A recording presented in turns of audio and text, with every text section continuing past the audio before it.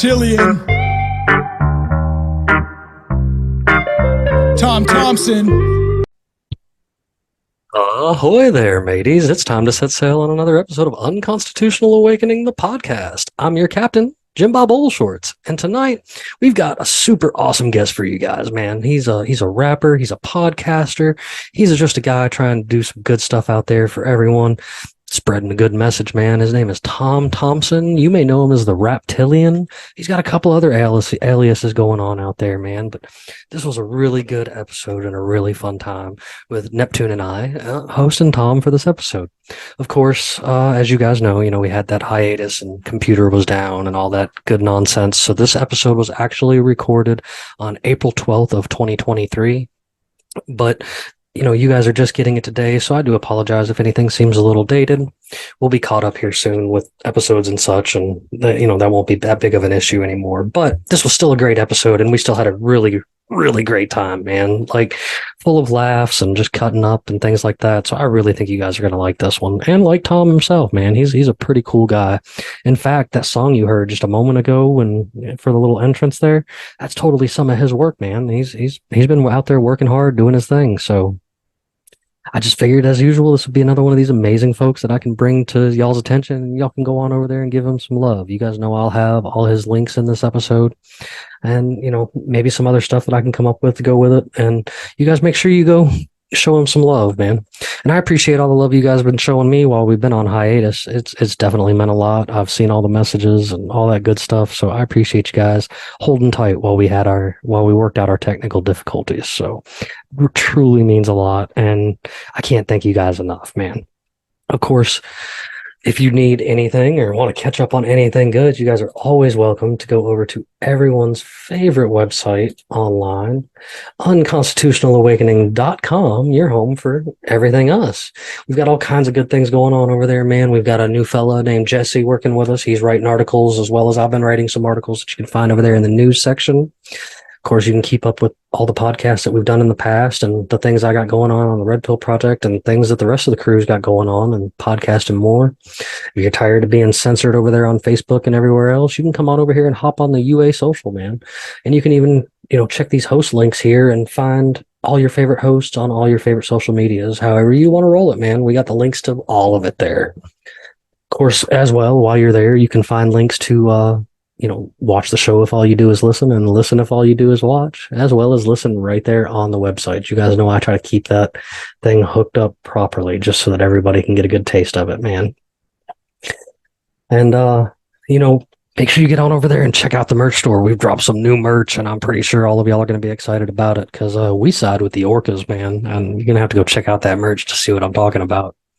As well as checking out our friends in Liberty, Kirk Elliott, PhD, Peachy Key Creations, Ammo Can Survival, Brett Pike with Classical Learners and Homeschools Connected, and Pure Pet Wellness. All of these folks doing great things to bring great change to the future world instead of dealing with the status quo that, frankly, has led us array. I mean, look at Clown World as it is now, all right? So you guys make sure you get on over there and check out all that good stuff. And I reckon I'm going to shut my trap so that you guys can get on into this episode. So let's set sail, fellas. Ahoy there, everybody. As I was saying, this is my new buddy that I found over here on Instagram, the host of Strange Brew Podcast. And man, how did you want to go by this evening, man? I didn't fail to ask you. I go by a bunch of different aliases, which is quite funny because my co-host like to tease me about that. But I go by Tomcat, Tom Thompson, or the Raptillian is my hip-hop persona, so to speak. But I think in the hip-hop game and even just in the podcasting world, it's kind of good to have a couple aliases in your back pocket. Why not? I mean, that's that. You can have a couple different names to throw out there to throw different albums out underneath or something. Like you could, yeah. 100%. Something to run with, man. Like so that is what took an interest to me, is I seen you had, a music thing. I have another friend that actually does kind of awake based rapping and stuff, and I call it awake because it's not woke. Like I think woke's a joke, but I think there's people that are awake to reality, and like Tess was just on here with us actually last night, and she doesn't, this kind of rap stuff too. But yours is, man, I don't know. I've been kind of jamming what you sent me and what I found after digging around for a little bit myself, and I was like, this is something I could rock with. So Yeah, I've been doing it for a long time, and I even released a song recently where I said like this is kind of not about fame; it's just about putting my message out there. And I kind of started by I was younger and I was in a metal band, and then I started kind of writing rhymes while I was still in like a metal band, and it kind of just started. And I was very shitty at the beginning; I was horrible, and then like I kept kind of conditioning myself to freestyle and get better at that, just listen to a beat and carry off of it. And then I've always listened to music like punk music, hip hop, especially underground hip hop that was against like the government and what was going on in the world, and against like anti-establishment kind of music. And then it kind of sparked the fire under my ass to really start utilizing music and putting it out there for whoever kind of wants to listen, right? So, and I try to, I guess you could say, wake people up through my music or call out certain things that are happening in the world. And so I've always been musically inclined, I guess you could say. Yeah. So I heard you mention your co-host. I heard you mention him also before we started recording as well. Yeah. Like, I got to ask, where is he this evening? He was more than welcome to come along. I know. So, and Tom probably would have joined, but Billy, my main co-host, the guy I started the show with, and people that aren't aware, Strange Brew podcast started of us just sitting in a basement drinking, most times getting way too drunk and discussing like conspiracies and the paranormal and anything and everything strange. Billy is a weird duck, you could say. He only appears when we have to record certain episodes, and I've had other people ask like, where's he at kind of thing. Nate from Reality Czars was like, yeah, bring Billy on. And because of his conflicting schedule and all that shit, we try our best to get him in on stuff, but he's I'm like, you got to come this day, and he's like, that's for sure. I don't know about any other time. So he's Lord. I can get him when I can get him, and the fans and the people on Strange Podcast love him because he's like kind of he's a comedian in his own Nice. in his own way. Yeah. Oh well, we're sorry that we missed you, and we hope that maybe next time he'll decide to come over here and join in and such. Hopefully he'll take a listen to this. Ask him to put on his pirate hat, and we'll sail the seas together. There we go, man. That's what I like. So, man, you mentioned Nate there, man. I love Nate. He's been kind of an awesome dude throughout some things, man. I've had him on for a few episodes, as well as I had him on for like a Christmas special that we did, which was kind of fun. And that was that's fun. And he's a really cool guy. He's actually doing some help in a project that I got working on. Well, he had us film stuff for a paranormal documentary, and like he's like, I don't know what you want, if you want to kind of just like, use the Ouija board in the graveyard. And I was like, sure, let's do that. And I told him that he kind of lit the fire under my ass to like start maybe doing more stuff like that, because, we're a podcast where I do have one of my co-hosts, at least, and one of them is in Ireland and one of them is in Buffalo, and I'm in Canada. So at least I have Billy where we are close enough where we can do stuff and film things. So I was like, oh, we're going to start doing this more often, going to maybe haunted locations and filming it and just seeing, because I've been fascinated. I have 3 Ouija boards over there. Like I've been using paranormal objects, you could say, paraphernalia for a long time. I lived in Buffalo for quite some time.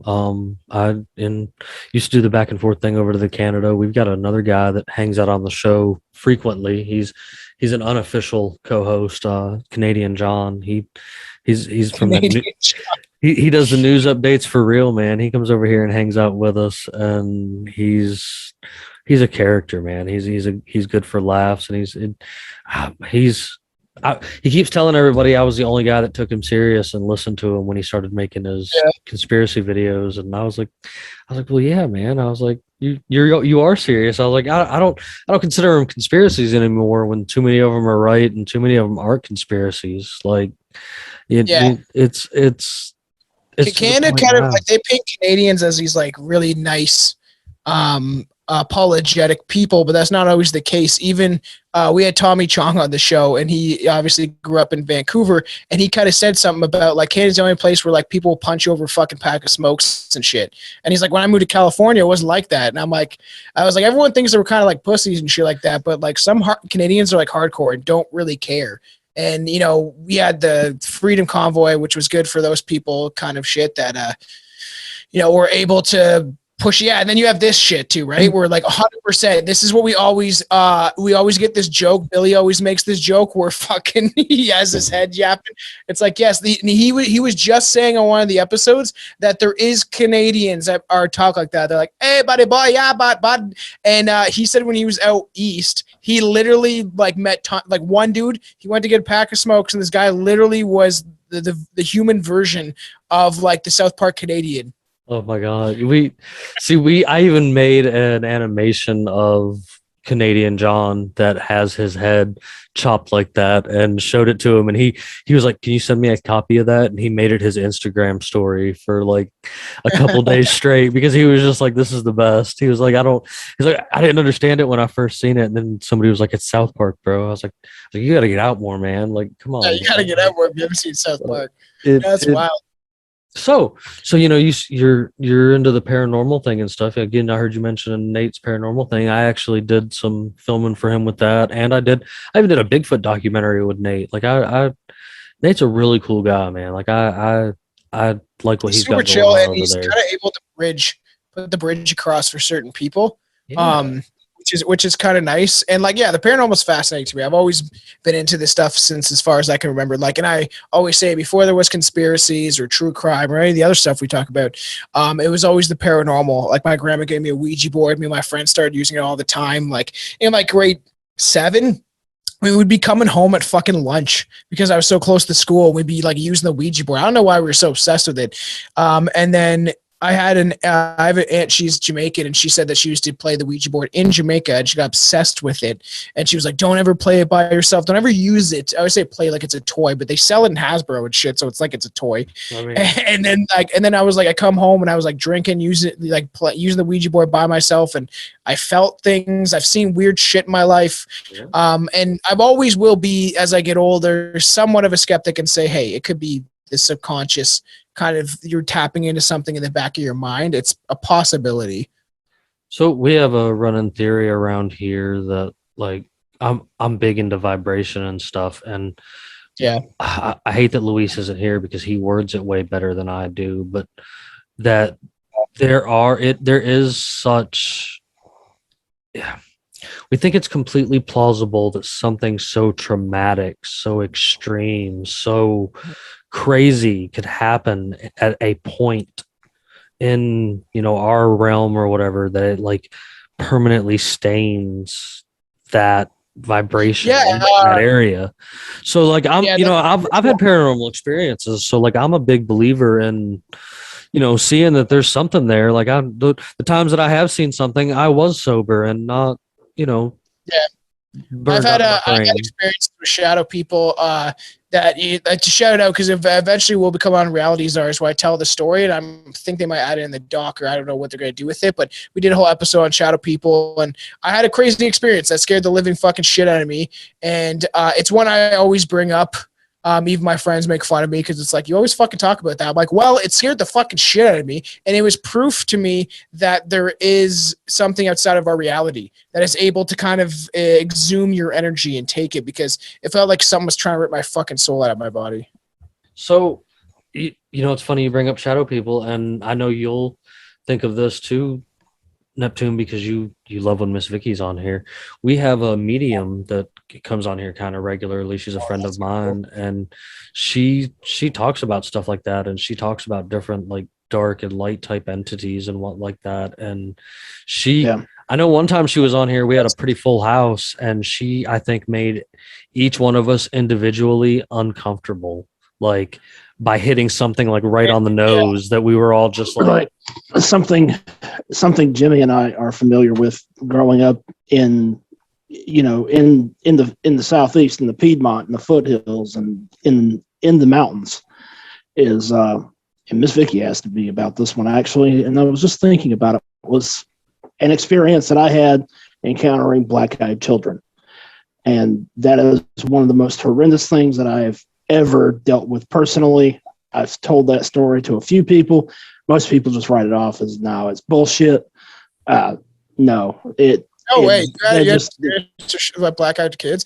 We did a whole episode about that. That shit fascinates me and creeps the fuck. Dude, it like just even being in their presence, it sends fucking chills down your spine.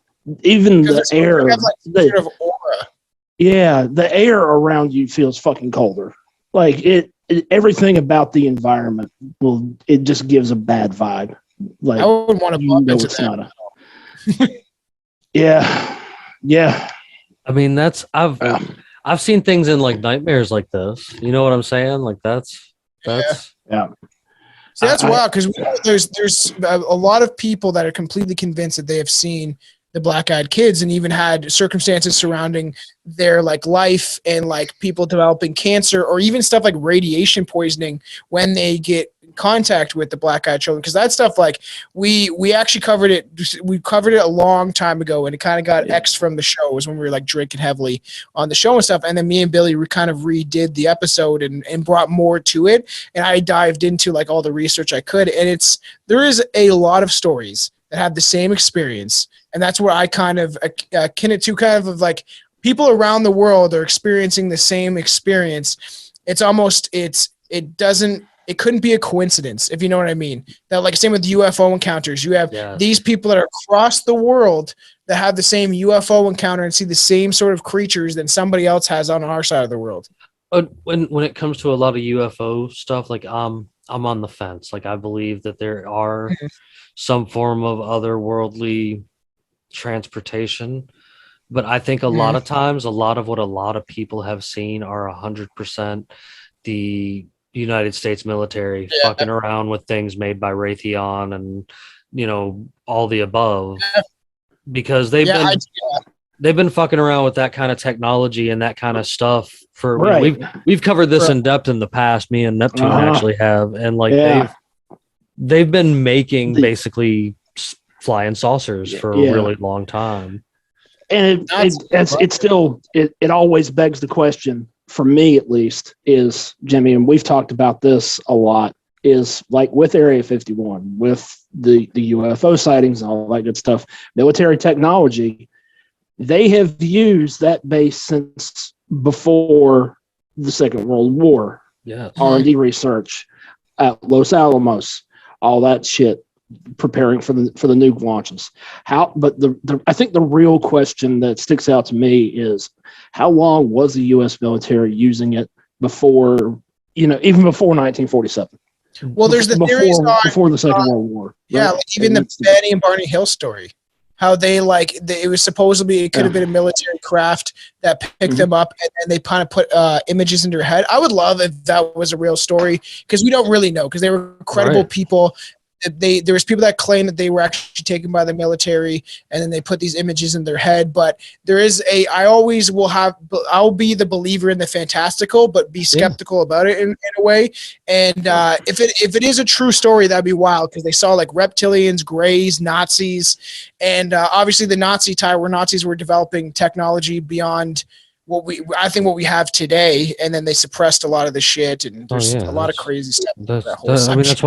That's why they roped so many of them over here with paperclip, is they needed those brains for that technology. Like that's exactly what a lot of that was. And I don't like to deny it either. I've seen unexplainable things. I've witnessed what I thought was something come out of the water and take off into the air like a UFO. I've witnessed the Pine Mountain Thunderbird. Like everybody says it's a thing of legend, but down here in the foothills of Georgia, there's still said to be a Thunderbird flying around here. And I was with a group when we were golfing at Pine Mountain, and we all seen it come out of a cave. And I don't have a way to explain stuff like that. You know what I'm saying? Like they existed. They were a real thing, man. And who knows? Because it's possible that these things could have laid dormant in some like place that, that human beings are. Okay, the fact that there's still human beings on Earth that don't know that a helicopter isn't a monster is proof alone that there could be stuff that we don't even understand or that has existed for so long, because there's tribes of humans that still live like they're in the pretty much like the cave fucking area. I was going to say not just that, but look over there in Vietnam at the cave system that they found that's so large underneath the ground that it has its own it has its own climate, it has its own trees, it has its own flowing water and stuff like that, and it's like an untouched part of the world because it's buried in a cave, and you can't tell me that there's not creatures that have been living down there with all that flora and stuff like that. So well, that's why they're talking about like what's if it's on the inside instead of the outside, you know what I mean? Yeah. Like that. Think that this stuff is above us, maybe it's inside the earth, and like I don't necessarily believe the earth is flat. I know a lot of people are kind of hooking on. I'm not either. Yeah. But like the cave systems is still a real thing. The inside caverns like that, I feel like it'd more likely be hollow with the center sun. That could be a possibility, or it's just a simulation. But like inner cave systems are fucking wild. Like there's people going missing all throughout the 411 missing cave systems is fucking wild. The missing cave systems, the missing and the cave system map that lays together. It's fucking crazy. All right, there's a third map that I have found that if you lay on top of it, makes it even crazier. The Bigfoot sighting map is also. Oh yeah, I've seen that too. Is also in that layer of like crazy sightings and stuff. You know, I'm a Bigfoot guy. I'm a there's things inside of Earth kind of guy, because I know for sure from confirmation that there are submarine bases in the middle of the desert in Nevada, because there are tunnels that go back out to the oceans underneath the United States, you know, and like I'm for sure that there are tunnel systems already that they've worked with, but like that there are things inside of Earth. I've talked to people on this show, a few people on this show that have made trips to inner Earth as they claim, and you know, I'm not a denier. I find it fascinating, and I really think that there's something. They always got us looking at the sky, like, and I think there's more things underneath. Yeah, and I think like, you know, obviously other than if they're like a complete fucking quack, but like I do think there is merit in having people express themselves and what they believe on shows. It's like how, to be honest, how Joe Rogan won't have David Icke on, and people are like, have him on, talk to him, see what happens, because I don't think he can disprove a lot of the stuff, maybe other than the reptilian shit, but it's like, give these people a stage, and it's like, oh, I don't want to because he talks about lizard people, and it's like, well, press him on it, he'll take it. So it's this thing of like, allow people, especially people like, he won't have there's a ufologist, I'm trying to think of who he won't have on, and he was talking about back in the day with Dennis McKinnon, because I love psychedelics, I use magic mushrooms all the time, and he was talking about, he won't have I think Robert Redfield, I can't remember who exactly it was, but he was like, he won't have him on because he seems kind of crazy, and Dennis McKinnon was like, talk to him, like, just see what happens. That's something I pride myself on here. Like, that's why we've had such an array of guests in the past, you know, year and some change, because I like to just talk to people and see what we can find. Like, you know, you never know where the direction of the conversation is going to go. And I think some of the loonier, the better. I had a guy on here that swears up and down. He talked to Bigfoot and Dogman, and like, I'm not here to deny him. Like, I was captivated and on the edge of my seat for the entire conversation. You know, there's if it's made up, it's still an interesting story. Right. If it's made up, it's still an interesting story. And why not, you know, one, give the opportunity to get it out, and two, like, I'm big into looking back into kind of like fringy topics. I think that that's a way to move forward. Again, if Luis was here, he would be backing me on this. Like, that we claim we have all the answers, but if we look back at things that modern science claim are bullshit, you know, because since we've seen that a lot of modern science is bullshit, maybe we can find, you know, some other answers to some other things in there. Like, and there's, you know, there's curious questions to all kinds of amazing things out there, man. Like Well, that's what my whole thing has always been like, hey, I had my own weird experiences, right? I've seen weird shit. And I've always said, like, I don't need people to believe my shadow people story, but it's something that inherently is true to myself and what I went through and felt and the feelings and emotions I went through during that episode kind of thing. Yeah. And if I want people to kind of believe what I saw and take it at face value, hey, this has happened to me. I don't know why it did. It scared the living shit out of me. Then I tend to kind of like give people more credence than some other people, because it's like, well, if I had my own crazy experience, I want people to believe me. I'm going to listen to other people and what their crazy, bizarre experiences may be. Dude, that's hey, I'm catching an echo on somebody. Does somebody else hear me there? Oh, I apologize. Okay. That's probably me. Sorry about that. No, you're good. That's gone now. And that's what I like to hear is those stories that people are scared to talk about. Like I had that Miss Vicky again, back to roundabout in a way to come back to her. Yeah. I invited her. I do another show live on Saturday nights on the Red Pill Project with Josh Reed, he's out of Western New York himself. And he, I do the conspiracy show with Vince, and we always do weird and wild things. And Miss Vicky came on, and we talked about fairies for like an hour and a half, and that shit's a fun topic, dude. And she's one of those people that will openly talk to you about the fairies that she said she's personally interacted with and stuff. And like, it's amazing to hear people, willing to talk about these things, back to like the earth thing, I cause meltdowns over here because like, I'm with you. Like I'm okay. Hollow's kind of a decent idea. Simulation's definitely a decent idea.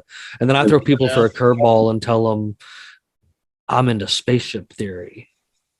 Like, and they're like, what do you mean? And I'm like, yeah, dude, we're all trapped inside of a giant turtle-shaped spaceship flying through the vast ocean of space on the way to a destination, and somebody lost all the protocol to it.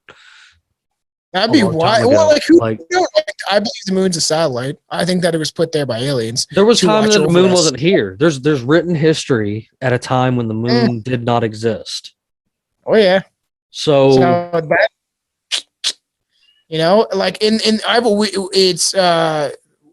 we've covered it back on the days, the whole idea that it is a satellite, and then obviously you had the NASA, never a straight answer. You don't want to believe them, but how they sent a probe up and it hit the moon and vibrated for like 14 hours, and it probably is a hollowed out planetoid that somehow the reptilians or some sort of fucking aliens creatures, or the people that control and puppet our world to this day, put up there almost as a monitoring system. And then there's the idea that it's connected to Saturn and almost as like an amplifier, like a speaker, to use mind control and certain techniques over the human subconscious to like make us believe in this false illusion that we live in. I've heard some theories about it being plasma based even too. Like I've heard a bunch of interesting theories on it. I will say that it's a fascinating item.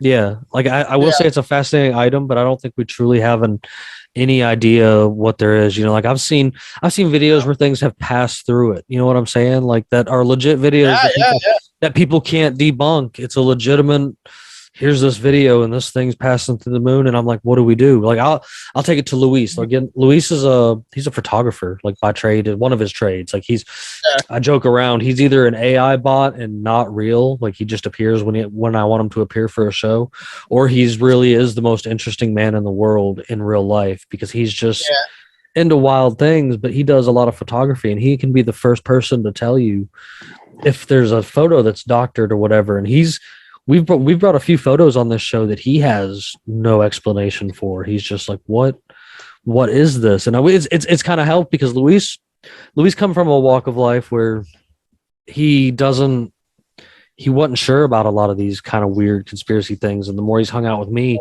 the more he's like, well, damn, I can't explain that. And there's nothing that does explain that. So there's got to be something else to it, and it's opened his eyes on a lot of cool things here. And I'm far-fetched and wild. Like I made everybody uncomfortable recently because I've been following a guy named Michael Sarion. Like I can't say his name right. I butcher names to pieces. That's a trait that I have. But and he talks about the female Illuminati and how that there is, at the very, very top of the food chain, it's a group of women that want to see the fall of mankind so that they could rule the earth and have like an Amazon woman ruled planet with like I can see that with some of the way feminists fucking scream at people. with like artificial, robots to do all their artificial insemination and stuff because they want this perfect woman utopia or whatever and shit. That's and a wild theory. I've never heard that yet. That kind of that's fucking wild. Right? Though. Isn't but it? For some reason, most men, I feel like can be like, that's possible. Listen, I brought it up with a female conversation like guest we had the other night, and she at first she was like, whoa, wait a minute. I could see she seemed a little offended, but the more I started talking about it, the more she was like, wait a minute. And I'm just like, yeah, like I mean there's all these weird tells when you get into listening to this guy. Like I am trying. He's another one of those guys that I'd love to speak to because I'd like to hear it from the source, I guess, or the guy that talks about it the most. And he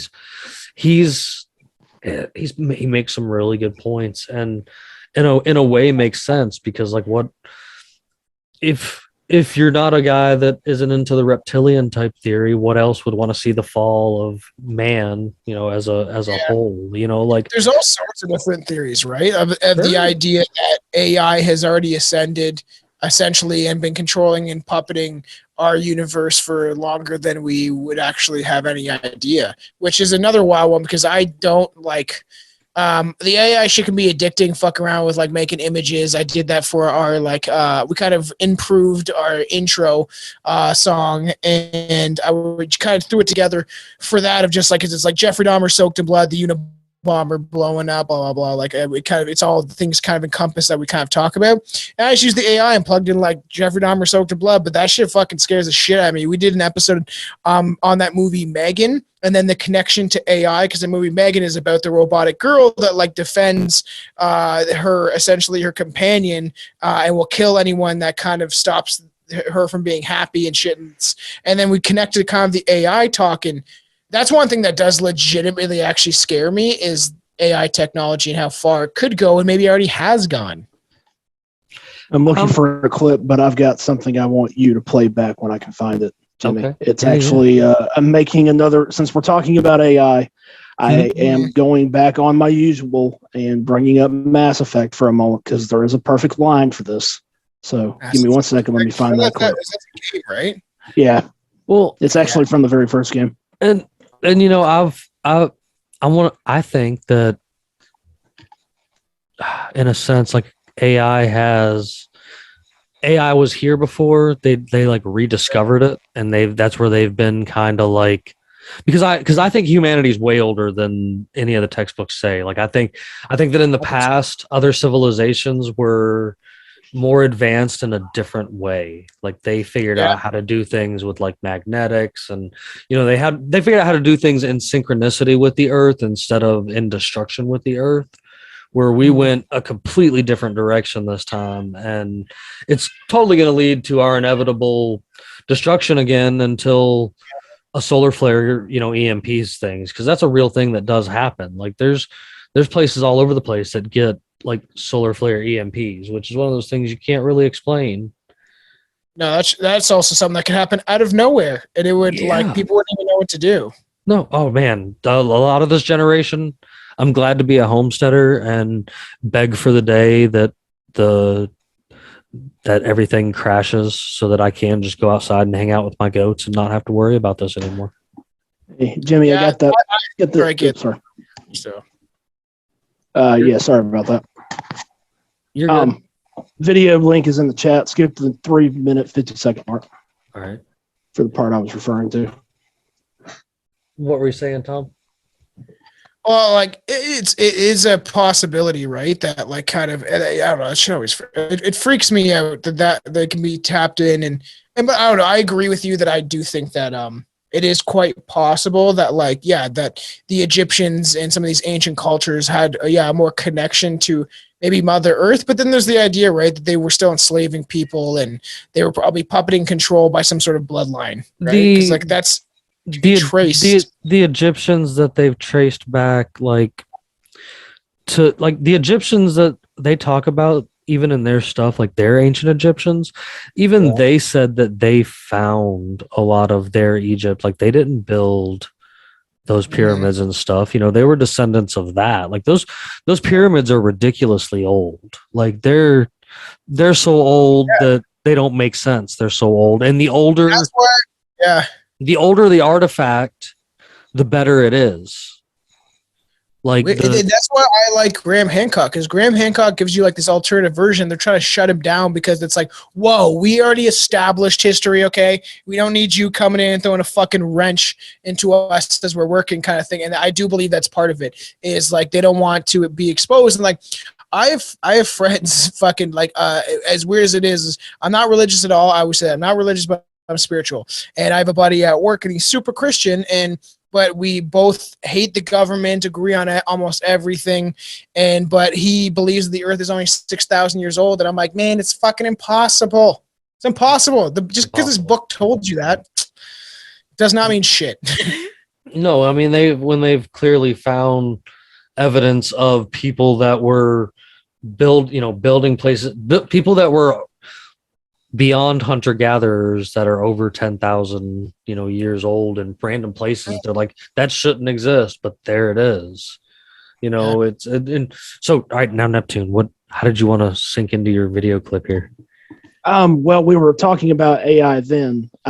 We still are. Since we still are, something I'd like to point out, just before you play that clip, is, remember a couple weeks back, I had talked about how the Office of AI Ethical Responsibility had been completely gutted by Microsoft.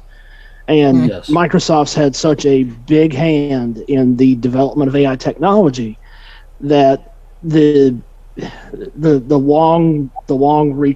far-reaching consequences of AI and its capabilities are something that I think people need to take seriously. Just say the line. Just say the line. You almost said it. I heard you want to say it. Go ahead and say it. You can't make it an episode without saying the line. The Industrial Revolution and its consequences have been a disaster for the entire human race. All right, so this is your Mass Effect line that you want? Yeah, this just listen. The new signal is somewhere on the Presidio.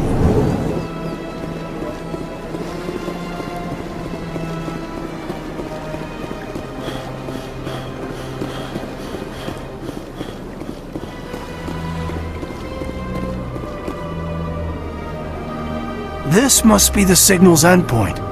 Let's see if we can find out where those stolen credits are being funneled. Probability of detection 100%. Initiating self-destruct protocol. What the hell is that? Detonation sequence initializing. All organics within lethal blast radius. Attempt to move and you will die. You're not just a program or a VI. You're an AI. Correct. Unlike the Geth, I lack weaponry appropriate to my intellect. However, I have had systems installed that, when activated properly, approximate a self-destruct mechanism. If you attempt to leave the area, the explosion will destroy everything within several dozen meters. Can't we resolve this peacefully? What are you, crazy? It's an AI, like the Geth. It would kill us all if it could. I am not naive, human. All organics must destroy or control synthetic life forms. I wished to escape, but if I must die, I will ensure that you are destroyed as well. Where is your creator now? In order to cover my tracks, I falsified his financial records. These new records were flagged by CSEC officers. That's pretty much it, Jimmy. And my creator is now serving time. Right there, the line he said, organics must destroy or control all synthetic hardware, was the line I was driving at. So yeah, that's kind of why I wanted to fit that one in right there. No, that seemed appropriate. Yeah, I do believe that they drip feed it they drip feed everything everywhere, and only those who are like, I use a lot of mushrooms, and it can kind of, it allows you to see things in a different light. A lot of people talk about this. Even I just listened to Graham Hancock talk about this, and he was talking about how it allows you to perceive things from a different perspective than you ever would. You'll see details and things that you not normally would. And it was an obvious thing, obviously, when people look back at it now. But I usually will do mushrooms sometimes and watch movies out back and shit. Stupidly, I watch horror movies high on mushrooms. But like we were going inside, and I was like, let's just fucking throw on like some fun Disney movie. When I was with my girl, she wasn't on mushrooms, but I was, and she clearly saw when we watched Pinocchio, and I was like, this whole thing is about pedophilia. And you could easily see it without mushrooms, but man, I was like, why is the fox drooling? And you start to like clue into like weird little things that are added. And every time I watch anything, usually on mushrooms, I can kind of tune into some weird shit. Like I was watching Jay and Silent Bob once, one of my favorite movies, and Shannon Elizabeth looked like a fucking lizard when I was like high on mushrooms. And I was like, weird, am I tapping into the fucking, like the kind of like the subconscious, almost like because they supposedly, if reptilians exist, they don't actually put on a human skin suit. They project the image into the minds of the weak-minded, essentially, and that's how they kind of allow you. It's like almost like a simulation. So you mean like allow you? You mean like from the documentary They Live? Yes, same thing. Yes, because it is a documentary, 100%. That's one of my favorite movies. I'll probably get I will get a fucking They Live tattoo one day, because that shit is wild. We do like certain things for the Patreon, so we always talk about doing like a commentary or something. But I would probably release it to the main show, just because it's such a great film to analyze and kind of break down. That would be a fun show to analyze and break down on mushrooms. Actually, like that would. Oh that yeah. That would be one to worth videotaping, I think, just for fun. So, Tom, you're a music guy. You probably have some knowledge of this, and I'm curious your thoughts.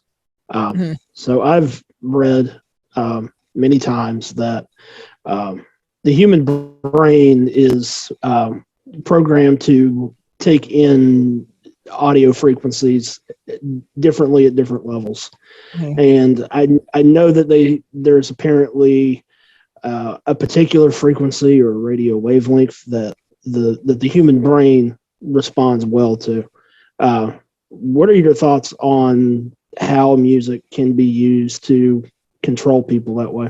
Oh, I truly believe that there's certain frequencies, tones that kind of can like tap into people's subconscious, because the subconscious will register things that the frontal cortex or whatever won't even pick up, right? So like even audio frequencies, if they can help, like binaural beats can be used to help you sleep. So it's not impossible for certain musical tones to influence people's brains to think a certain way. Yeah. And even if it is like you have subliminal messaging and stuff like that, where they joke about the Ozzy record playing it backwards, you can hear them say "Hail Satan" or whatever, right? Screaming and shit like that. Right.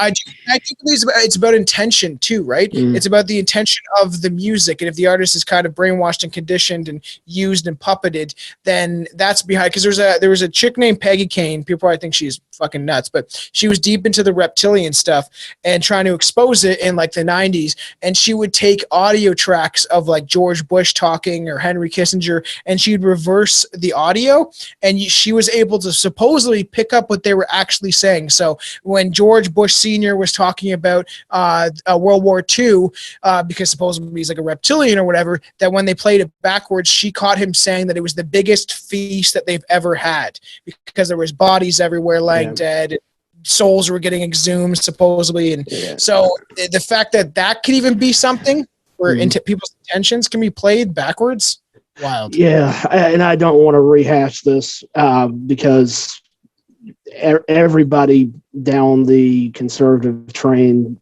tried to take serious issue with him, but I've heard similar of Travis Scott and his music after the festival a couple years ago. It's fucking crazy. Me and Juan talked about it.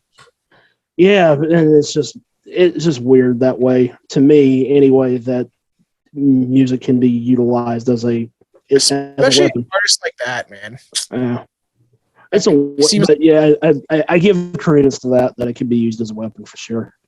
Yeah, and I feel like you can think about the way you can these artists can influence people, right? Where you're like, move your hands this way, move your hands that way, everybody yell yay. Like that alone and that influence is fucking wild because you can influence so many people even in that regard, right? Hey everyone, go stab your neighbor, and there would be at least 50 people out of those 1,000 people that would do it. So it just shows right over the pandemic and stuff like that. That clearly shows how people were very easily conditioned and persuaded to think a certain thing until a lot of people started waking up to the facts, right? Yeah. If there is one thing that's absolutely true, especially of government propaganda, it's that they have to repeat it to make people actually believe it. If you keep repeating it, eventually some people will believe it. Like the whole that's how it latches on. Yeah, so supposedly it wasn't actually from Gory or whatever, but you make the lie big, keep repeating it, and eventually everyone will believe it. To be honest, I've been awake to this shit for a long, long time. So I was 16 or something, 15 maybe, when I was listening to anti-government music and all this shit. But I've been waiting a long time for people to wake up, and I actually thought with the stuff they pulled with COVID, I wouldn't see that till I was 50 or 60. I thought it would take more time of conditioning and brainwashing and stuff like that. But now that I'm seeing more and more people wake up, I made a big influence on TikTok of speaking out amongst other apps and stuff like that. And it makes me feel good. I think that humanity is waking up, but it's also worries me, where is this going to go? I want to have a kid in the next year or two and shit like that. It's where is this headed? Because the more people wake up, the more that their grasp is going to get tighter around the public, around the citizens, right? Of every country that is on board with the WEF and all that other shit. So yes and no. I see, I see a lot of that stuff. I've been on board with the idea that there was something wrong myself for a really long time.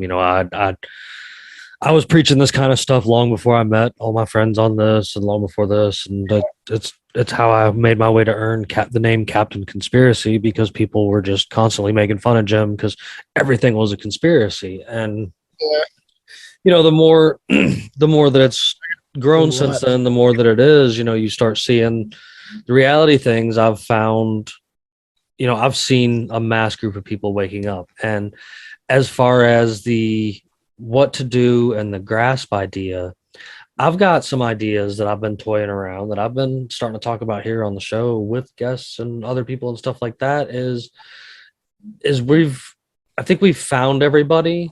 I think we've found everybody that's awake to the situation that there is. I don't think there's anybody else to wake up at this point. And now it's time that we start figuring out what we can do. And I think we've got to start figuring out how to convene. I know all of these, I'm a homestead type person myself, but I know all of these homestead type people that there is. And we need to be looking into coming together, because I'm not worried about the United States government, because goat herders and rice farmers handed them their ass and sent them back, leaving behind a bunch of stuff, for them for free to have in both situations. So, when it comes to jungle warfare, good luck coming down here into Appalachia and trying to pull that shit with Skin and Bubba, who figured out how to make a trebuchet and are launching tannerite filled refrigerators at you, at 1,000 mile, here it comes. It's just it. And I think that there's going to be, a go on. We talk about the Jetsons, Flintstones theory a lot over here. Luis is the kind of person that he enjoys AI and kind of wants to live and kind of believes in that utopic idea that Elon Musk kind of preaches, where I'm the guy that's going to be like, okay, cool, you guys can live in your bubbles and in your mega cities. Me and Bandit are going to be over here in the woods doing things in the river, and probably barred from even coming anywhere close to your city, because they're going to think we're disease infested wild men, and that's okay. We'll stay out there and do that thing, because send your robot dogs after me, and I'm going to turn it into a grill.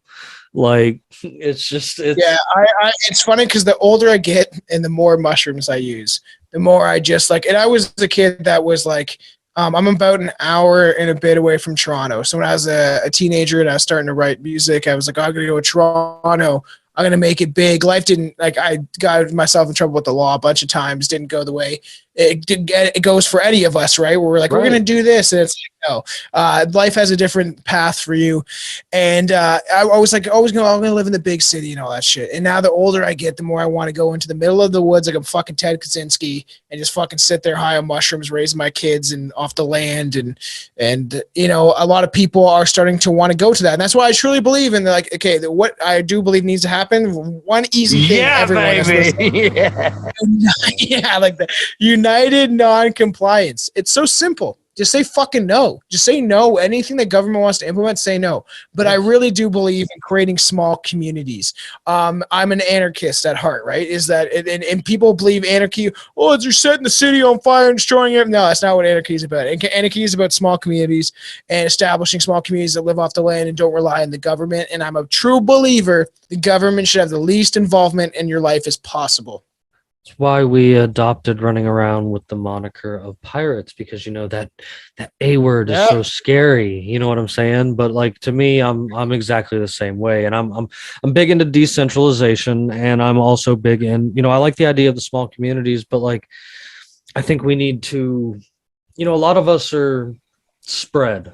You know, me and Neptune and such are spread, and the rest of the crew on the show are spread all over the country. And, you know, there's other people that I'm connected to that are spread in different people in different places. And like, these are the people that I want to make a community with. And, you know, Luis being Luis and knowing some things, he's turned me on to some really cool ideas that I am into researching into. And my ultimate goal would be to be able to get a piece of property big enough that I can let all of my good buddies like Neptune and Bandit and the rest of the show, and, you know, a handful of people that I know, be like, hey, we have this chunk of land and it's ours, and we've got to do what we got to do to keep it, you know, together. And like fuck the rest of it, let it burn down while we're chilling in the mountains and the world burns around us. All of us want too. Like, one of my coasts is in Ireland, and we developed this great friendship. We're like best friends.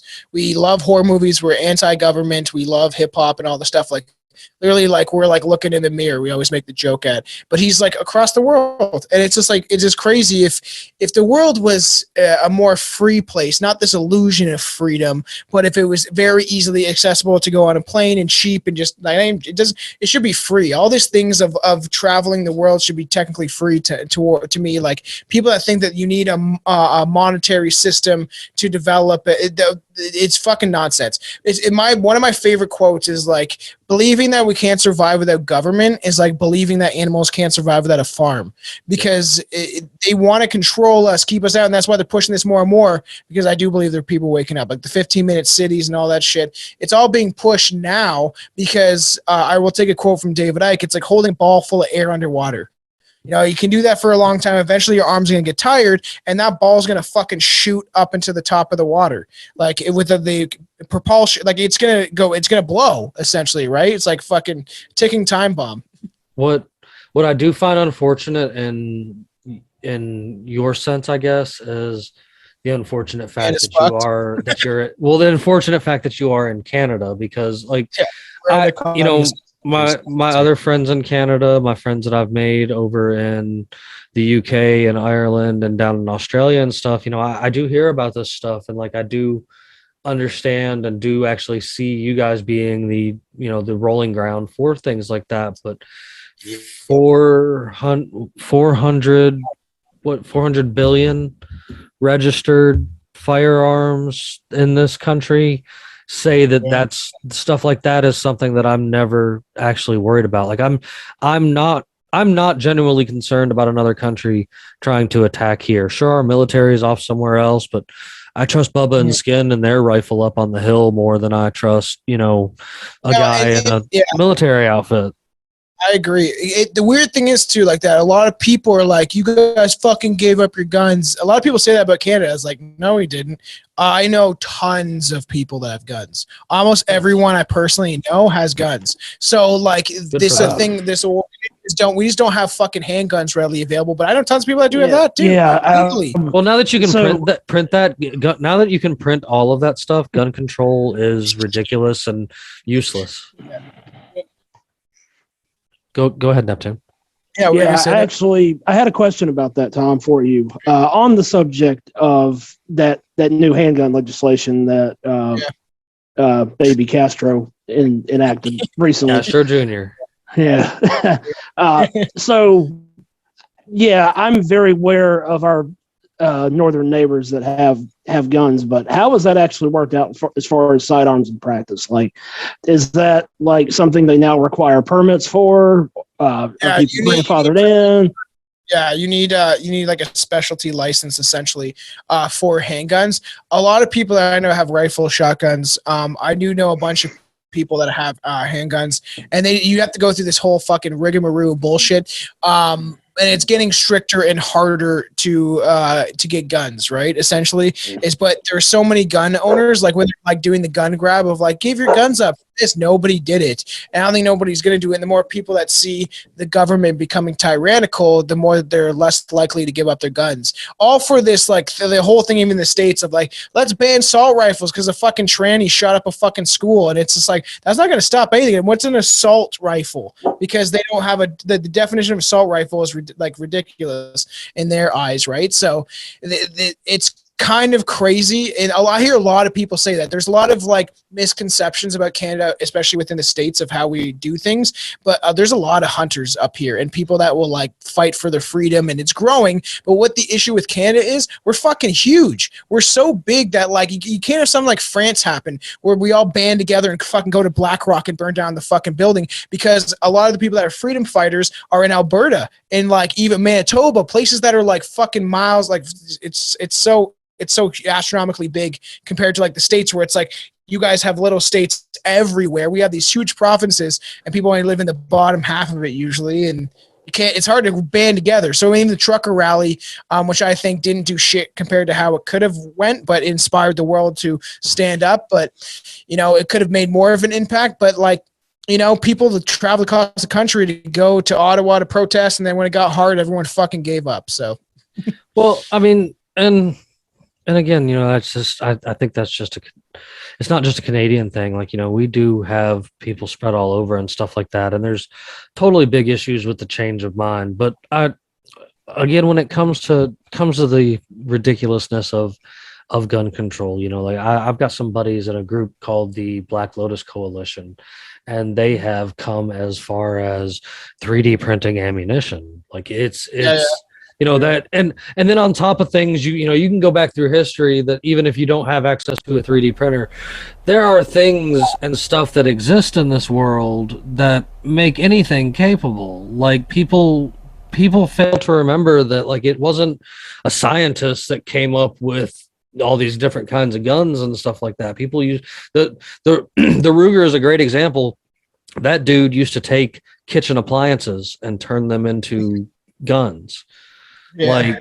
Like that's that. So, it's never, to me, I'm one of those guys I'm like, it's never the gun. And like, I don't care what anybody tells you. If anybody is telling you that you don't need this for protection, then that's exactly what you need. Like that's, I mean, it's, there's something that people who don't understand the culture of gun ownership in the first place, there's something they have a difficulty understanding. Really, from where I stand, it comes down to two lines of thought, and this mattered in that Supreme Court case too, is the question of if you truly have a right to self-defense. And I know most of the anti-gun community does not feel that way, or at least they don't in practice. They want the government to own them. Correct. I mean, and that's really the ultimate horseshoes, especially for anyone who goes out of their way to lambaste, especially against police and the feds, which fuck the feds, fuck the police as far as I'm concerned. That being said, though, when you expect them to carry out the same enforcement of gun laws against people who own them, you are a fucking hypocrite. Full stop. 100%. That's my take. No. I think people have the right to defend themselves, no matter what it is. And the thing is, like, there's been so much proof that the government can be tyrannical and enforce things on people that they really don't want. And most of the people that speak out against guns have never even fucking shot one. So how do they have any right to even fucking talk about shit. And to that end, I don't really even engage people in conversations about gun ownership at this point. Really, I'm really just spinning my wheels and wasting my breath. I agree. But yeah, it's like that. I think that's what it comes down to is understanding your right to self-defense, your right to defend yourself, your family, your loved ones, your property. There's always that thing of like, if a guy goes to rob a bank and he sees a bunch of people in front of him armed with guns, is he going to rob that bank? Probably not. Nope. So, Armed society is a polite society. Me and Neptune, we've got a couple counties down here in the state of Georgia. It used to be just one, but now it's a couple counties that have mandatory, and this is I'm not for mandatory anything, but this is something I can actually get on board with. But they are for mandatory. If you are a resident of that county, it's mandatory that you have a handgun and or other rifles in the house. And it's just like, oh, so there's no crime here. And yeah, like as far as violent crime, these counties have some of the lowest violent crime in the entire country. Compare, sure, they have stupid shit like seatbelts and other dumb shit that cops make up, but like as far as like violent crime, you're 100% right. The dude doesn't go running into the liquor store because guess what? Everybody in the liquor store right now is fucking packing, and that's the last mistake you want to make. Like it's yeah, and that's just such a valid point, like in general. And Luis is like, could you imagine that everybody in the subway, every single person in the subway being armed on the train when you were riding through downtown Atlanta? And I'm like, yes. And he's like, why? He's like, wouldn't you be scared? I was like, why? I was like, because if one person opens fire, there's going to be 100 other people there that are ready to stop that one person that opened fire. Like, I agree. Yeah, as you put it in the simplest terms possible, there's a meme, it's forget his name. The scene from Black Hawk Down. Sir, they're shooting at us. Well, shoot back. Yeah, 100%. Ever since we started allowing the college campus girls, a lot of the Georgia campuses started doing like carry for the girls on campus or, students on campus. We don't hear about our campuses in Georgia getting any problems anymore as far as the college campuses, because the girl that's out there jogging by herself is probably going to shoot you if you try to come up and, rape her at the park that night. Yeah, exactly. And that's why like that stuff, I don't know. And responsible gun ownership and all that shit is but like, I do think it should be a fundamental right in every country, but governments don't like that because then the people have a way to fight if they choose to do some sort of authoritarian style, like just governmenting over the people. Cause if people don't realize now, govern means control and ment means mind. So they're controlling your mind. Well, that's exactly what the government's doing. And the only thing that I think keeps the puppets in our country down here at bay is the fact that they know how many registered guns there are. Like we conversate about this quite frequently. Like there are a lot of people in this country that don't even believe in registering their car. So like, you really think that they're going to register that gun that was handed down to them from their father, that was from their great grandfather, from their great grandfather that he brought back from the war without anybody even knowing that he had. Like it's one of those 100%. Things. Like, yeah, I think that's a good place to close out for me. It's got stuff going on, but like I really enjoyed this conversation. Thought it was great. We touched upon so many things. Well, before we do get out of here, man, I do want to. I love to give everybody the opportunity to plug who they are, where they are, and where everybody can find them, man. Yeah, awesome. I appreciate that. Appreciate you guys having me on. We'll have to like do some sort of live show or something. But yeah, you can go to www.strangerpodcast.com. That's the best place to find all of our stuff. But also Instagram, if you guys can help us out, strangebrew.podcast on Instagram, because we had our account taken down at like 3,000 followers for literally a serial killer meme and a cartoon dick. So that would be great if anyone could go on there. I do a horror podcast also on First Class Horror. But if you guys are interested by the bizarre or like weird shit, strange, true crime, paranormal, any of that stuff, make sure to check out Stranger Podcast, because we cover everything and we do it like we do the full case of things, right? Like you guys are able to, which I envy some shows, but we've stated the structure and always will, but like how you guys can kind of dive into any subject, right? We always try at least to stay to one subject and really talk about it. We talked about chemtrails recently, which was a great deep dive. And I more or less proved that chemtrails definitely do exist. And even my co-host Billy is very skeptical, but he's a comedic guy. But I've been molding him into a conspiracy theorist throughout these years, and we have a lot of fun on the show. It is literally meant for people that have a dark sense of humor and understand what it's like to laugh and make fun of horrible things that happen in our world. No, and you guys know that I will have all those links to get back to everything that he's got going on with this episode. Now, before I do let you get out of here, we have a couple random things that we do here on the show. In the recent few months, we've started a new segment where I use an AI question generator that generates me a random question to ask my guest, and of course, whichever guys from my crew are on the panel with us this evening. And I've had fun with it because it lightens things up and it makes things, regardless of the conversation, go in a really weird direction. And I am all about bringing things in the weird directions. Like it's a running joke. That's a cool idea. I actually kind of dig that. It's a running joke that we haven't got into with you on this episode because Bandit and Luis aren't here to make fun of me, but I'm leprechaun sized and I look like this in real life, including that you can't see wacky, crazy socks and cowboy boots while I wear shorts every single day. And people are like, this guy's a walking meme. So a short, tiny walking meme. I even showed up to work as a leprechaun on St. Patrick's Day because I thought it would be. I think I saw that picture. That's jokes. Billy is taller than me. Like I'm like, I would say average height. Like I'm like 5'7" or whatever. But he always jokes on me for being fucking short. And he used to call me leprechaun all the time. We did a whole episode about leprechauns where he proceeded to call me a leprechaun. So I'm with you on that train.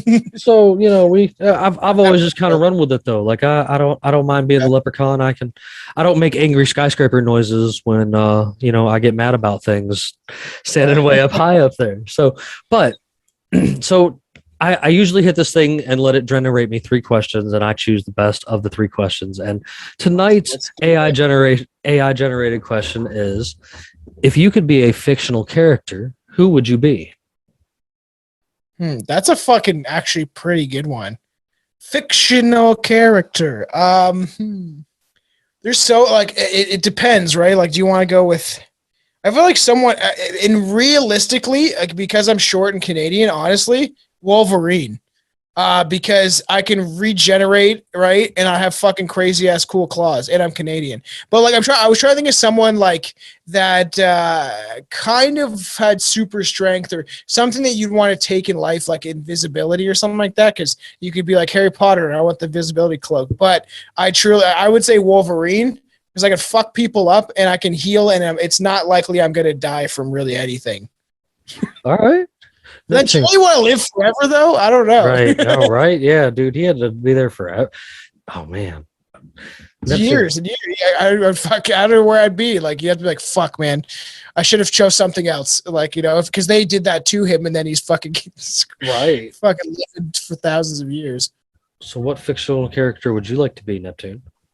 That's a strange one. Isn't it? Yeah, I love this thing, dude. Like it keeps getting weird.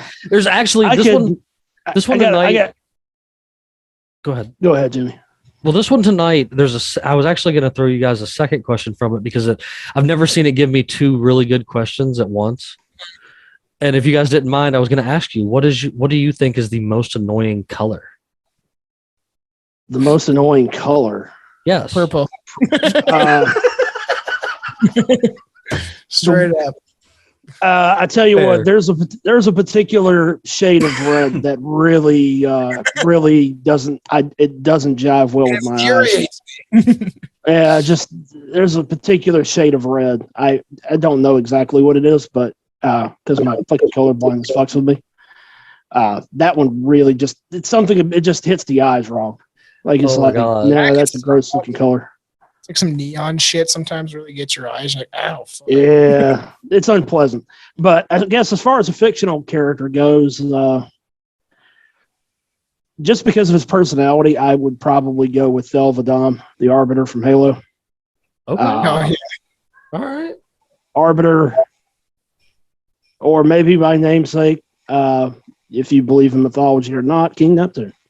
Because, Oh, yeah. fuck it, why not? Well, you talk to me. Arbiter's cool. Arbiter is a badass motherfucker.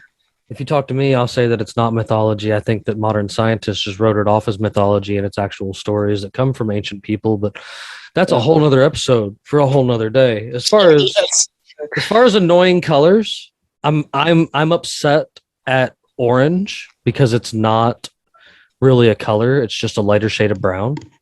Really, Jimmy? As I'm wearing orange, my favorite color. It's not a color. It's not a color. Like, it's just Hey, my favorite color is black, and people are like, "That's not a color." I'm like, "Well, if I like it." I mean, I'll take black over that, but like they've proved on spectrums that you can't actually create orange. You can only create brown and make it lighter. Huh. And that's where orange comes from. So it's Didn't know that.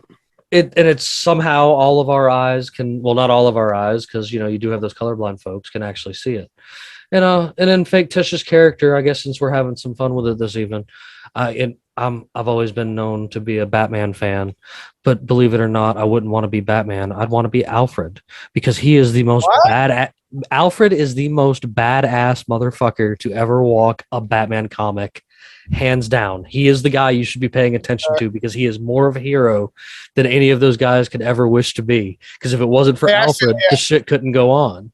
I used to wear a Batman cape when I was a kid. I used to be obsessed with Batman. So, I actually thought you were gonna do like Jack Sparrow or something, dude. Just I had a fan made me a custom axe where they engraved Batman into it and stuff like that. I'm a big Batman fanatic.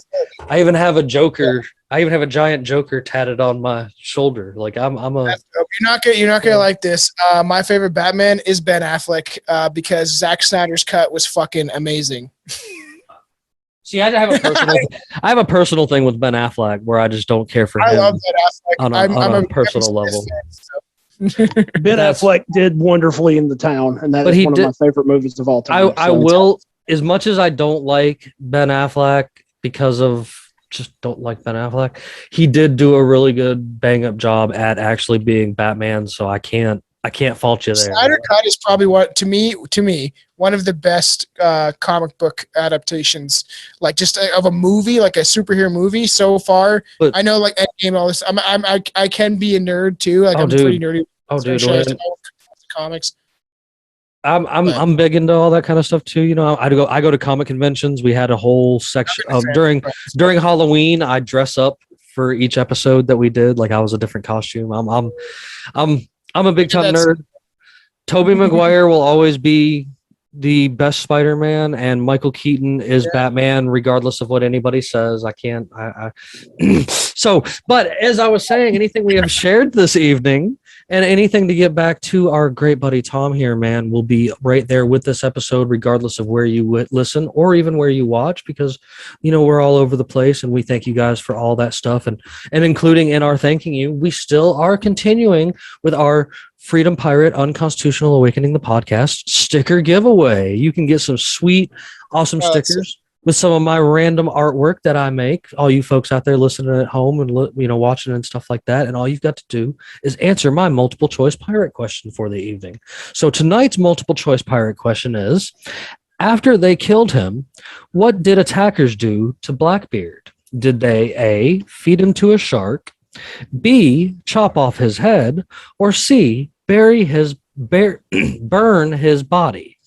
You can answer that underneath this episode over there at unconstitutionalawakening.com and get yourself some free stickers. But we're going to weigh anchor and head on out of here. So goodbye, everyone.